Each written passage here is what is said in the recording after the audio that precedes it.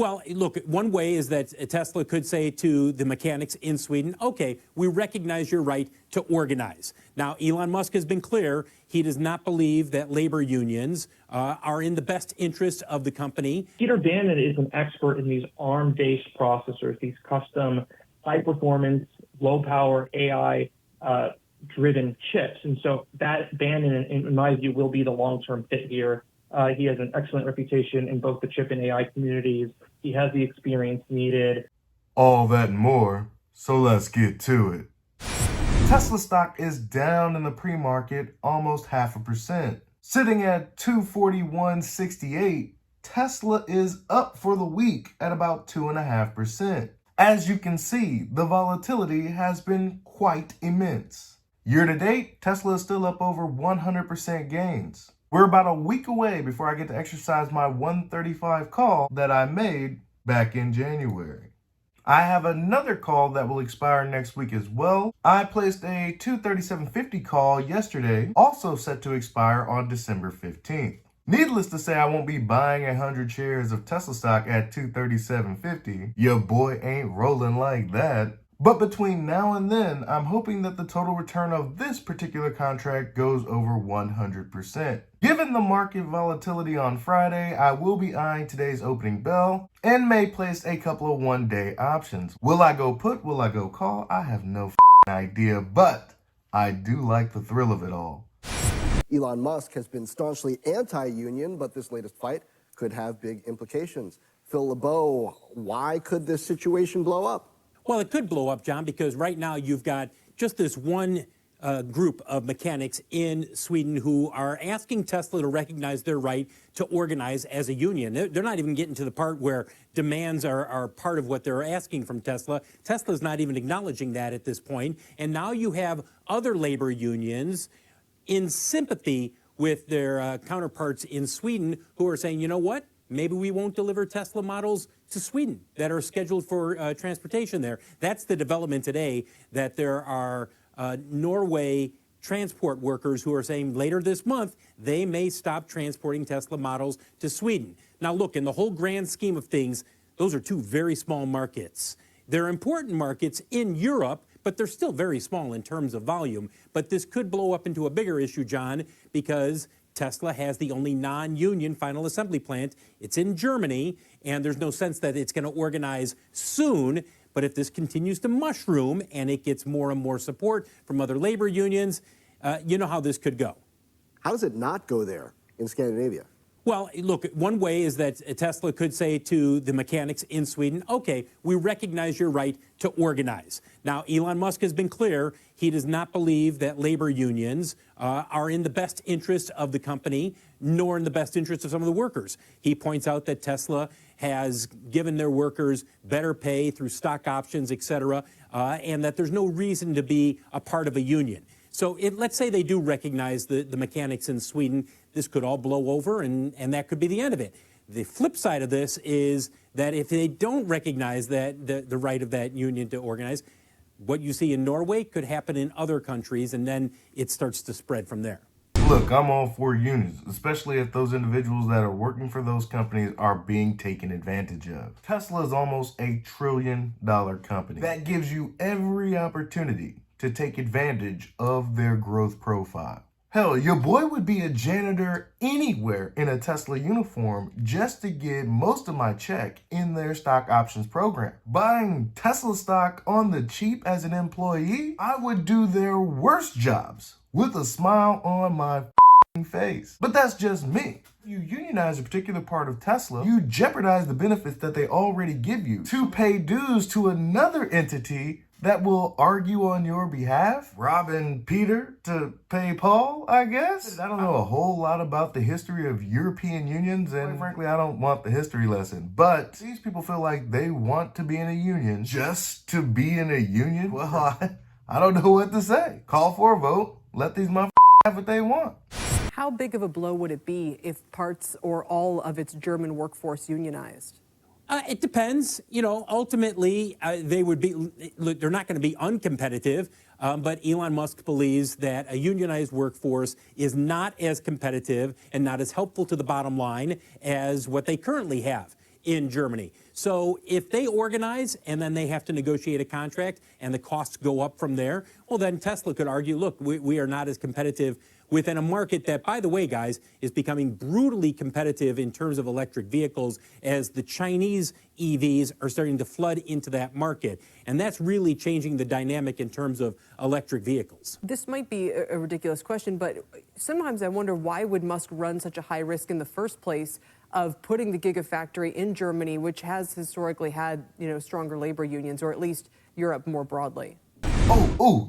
I love ridiculous questions. You see, if I build something here in this very room and then I have to deliver it to a neighbor across the street, probably cost me nil to nothing. But if I make something in this very room and I have to deliver it, from Texas to Minnesota, it's gonna cost me something. Instead of making it in this room, I could easily make it in Minnesota and have less transportation costs. Ideally, I'd be able to generate supply chains in order to make the thing also in that region, cutting my costs dramatically. As for the union minefield that is spread across Europe, well, I can't control that. All I can do is make my work environment a no-brainer. Why pay a union to get you the best deal when you already have the best deal without having to pay union dues? But if you feel like you can get blood from the stone, why not? I'm sure the labor union that you call upon to negotiate with Tesla for fair wages, excellent stock options, and an unprecedented growth story of our time, what more did you want?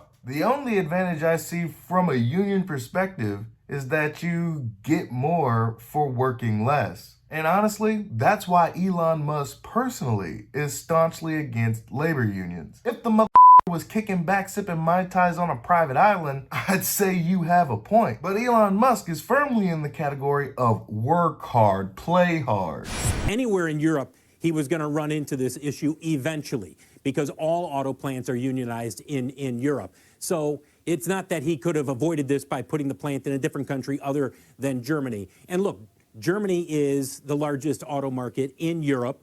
EVs are growing very quickly there. The Gigafactory outside of Berlin has been very successful for Tesla. It was a smart move for Elon Musk and Tesla to put a plant there. Eventually, everybody knew that this is one of those situations that might ultimately develop. Tesla has been working on a supercomputer codenamed Dojo, and this computer has a processor. It's very advanced. It competes with the high-end processors that a lot of the companies like Apple, AMD, NVIDIA, et cetera, are working on right now. And this is allowing them to train the AI data necessary to repair the autonomous car functionality that they've been working on for their Tesla cars and adding over the past several years. And so the head of that program, someone who is a chip industry legend, so to speak, named Ganesh Ben-Kararaman, he has left. They have parted ways with him. They have put a new person in charge named Peter Bannon.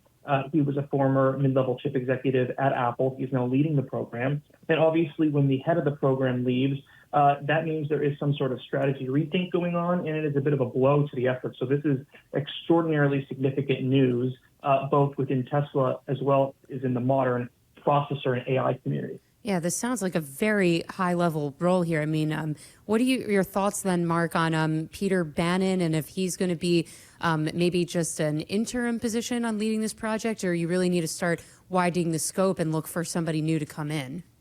Yeah, that's exactly right. This is an extraordinarily senior position. Not only the future of Tesla, but the future of all these car companies and all these technology companies we've been talking about is artificial intelligence and machine learning.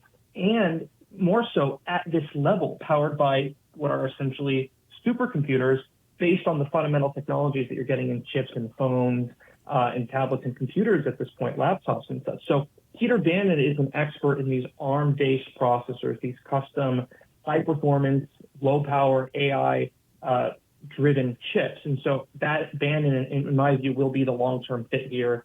He has an excellent reputation in both the chip and AI communities. He has the experience needed. Will they miss a beat in the short term? I would assume so, but in the long term, I think this is a fitting replacement. Well, Ganesh is out. Next man up If you don't know by now, Tesla is an extremely hard place to work for. So much of your time and energy is demanded from the company. Not a whole lot of people are willing to work that hard when they could go make more money elsewhere and scale back drastically the amount of effort that they put into anything that they're doing. Can't catch me sleeping if I don't close my eyes. I don't want to work that hard. No one said the job's supposed to be easy. No one said it's supposed to be that hard, neither. I mean, the Tesla DNA is imprinted on their souls, so don't expect anybody that leaves Tesla to immediately become a slacker. Do we know why this person left Tesla? We are not reporting at this point the circumstances surrounding his departure. There has been some strategy rethink in terms of where they're going to place the data centers that are powering the back end of these chips. It's possible there was some sort of disagreement regarding the direction there. The chip has been running behind. This was originally introduced a few years ago. The first version was supposed to come to market. As with many things we've seen from Tesla in the last few years, they promise certain timelines and have under-delivered. This chip has been part of that. Certainly, this is super core to the future of the company.